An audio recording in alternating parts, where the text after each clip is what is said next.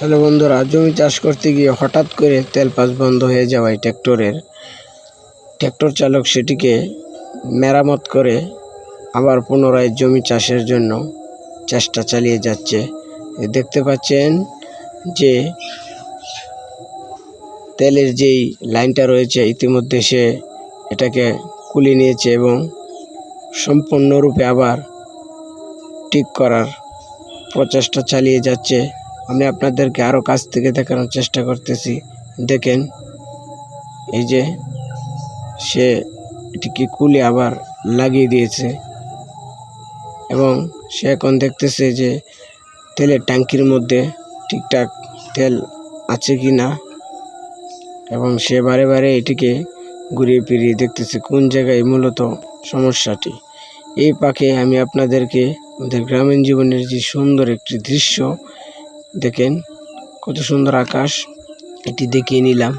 কারণ দেখেন আমাদের ভাই সেটিকে খুব চেষ্টা করতেছে ঠিক করার।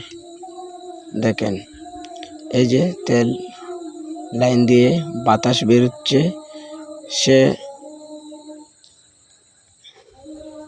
দেখতে পাচ্ছেন সে অনেক চেষ্টা করতেছে এটিকে মেরামত করার জন্য।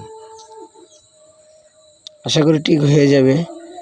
ভিডিওটি দেখার জন্য সাথে থাকুন।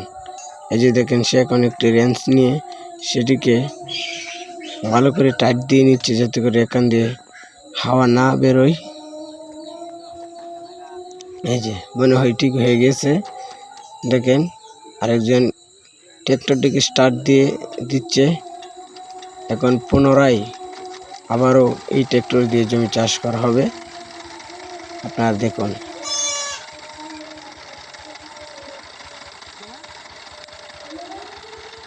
এই যে চালক উঠে গেল ট্র্যাক্টরের মধ্যে। এই যে দেখুন স্টার্ট হয়ে গেছে। এই যে ধন্যবাদ সবাইকে সাথে থাকার।